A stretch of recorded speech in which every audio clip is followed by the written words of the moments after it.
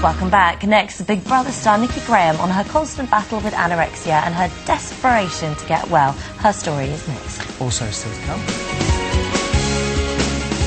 Yesterday, you may have seen in the papers a story of 12-year-old Taylor Kirkham, who nearly died after becoming obsessed by his weight. He starved himself until he weighed less than 5 stone. Unfortunately, Taylor is not alone. Big Brother star Nikki Grahame has been battling anorexia since she was just 8 years old. At 12, Nikki's weight fell so low that she slipped into a coma and was given 15 minutes to live. Well, Nikki joins us now with Susan Ringwood from the Eating Disorders Association and Denise Robertson as well. And welcome. Thank you very much indeed for coming in. Now, it's one doctor said to you that it was the worst case he'd seen in 32 years when you were at your worst. And we mentioned that case of poor Taylor Kirkham, and other children had said to him, you know, I mean, there are very complex reasons why eating becomes an issue in the relationship with food, but part of it was the fact that he says some children called him chubby. And he was down to 50 calories a day. Do you have any idea what it was that might have flicked any sort of a switch in your head? Well, I think at the time I was in the Hillingdon Gymnastics squad, and I was under quite a lot of pressure to meet the grades and, you know, be a certain standard. And at the time as well, my mum and dad were going through a divorce. My granddad just died. So I think it was a combination of all three things that triggered it off, and just feeling like I had no control over what was happening around me. The only thing I could control was how much I ate and what size I was.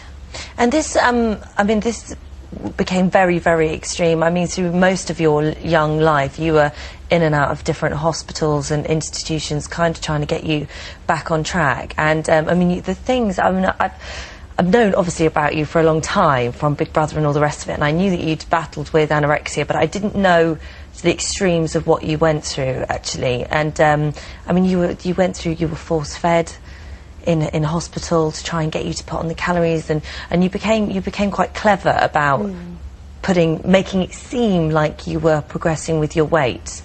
Yeah, I knew every trick in the book, but I'd say at my worst, I was being tube-fed through my stomach, and I was just sedated day and night just because they needed to get me to a safe weight. And I was just a vegetable lying there being fed through this tube and injected with sedatives every time I woke up. But at one stage you had to be held down by 6 doctors, I think, who were trying to force-feed you, 6 male doctors who were trying to force-feed you. The feeding tube had to be stitched in because you kept pulling it out. And then and Holly was mentioning those sort of tricks that you were doing. What sort of tricks would you pull? All sorts of things. I used to swap the labels over because I was being fed through a tube. It was like a milk feed. I used to swap the labels over to the girl. Hers was 1 calorie per meal and mine was 1.5. So she'd start putting on weight, another girl on the ward, and I'd start losing weight.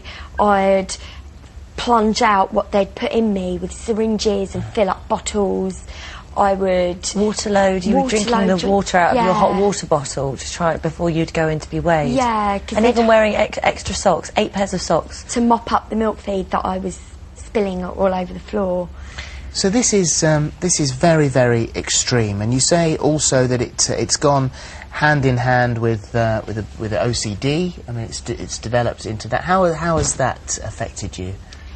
Well, when I decided to overcome anorexia, I needed something else to focus on, something else to control, and that's where OCD stepped in. And it's not life-threatening. It gets in the way of a lot of things, and it can affect, you know, what I eat at certain times. But it's for me just something else to control. How does the OCD show itself? Well, I'm very funny about germs and breathing things in.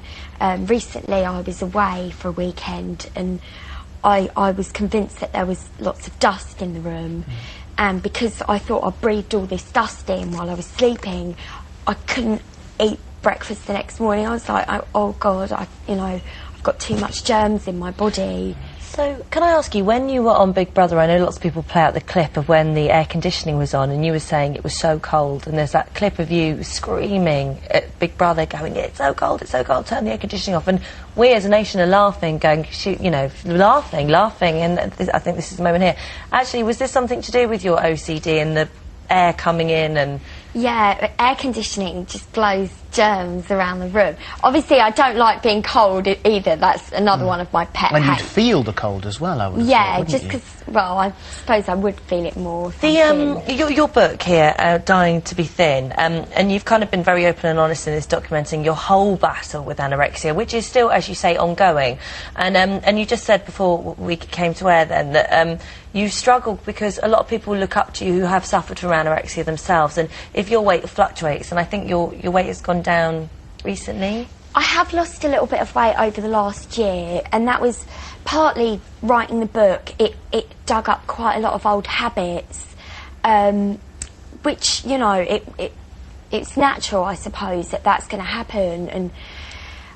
And yeah, I got back into a couple of old habits, and I went to a lot of music festivals last year. And it's not so easy to eat like food so readily at festivals, and had a bit of a tricky breakup. So all of those things, you know, I just lost a little bit of weight, but it's very, very difficult for me to put the weight back on because I'm so slight, and I get used to looking a certain way and feeling a certain way. So then it's 10 times harder for me to regain that weight. But I'm getting in touch with a life coach, Matt Wilson, and a nutritionist. So, yeah, they're going to help me put more weight on. Okay, you came on here with your mum, I think, didn't you? And when you were launching the book initially, and it's in paperback. I think it comes out in paperback next week. And you also said that you feel that you're letting people down, as Holly said, because it had appeared, and I don't think you ever truly beat it, do you? You control it. You know, you have a relationship with it, and you said that that you feel that you've let a few people down because they're following you and following your example, and then think, oh my God, she's fallen off the wagon. You know, it's not working.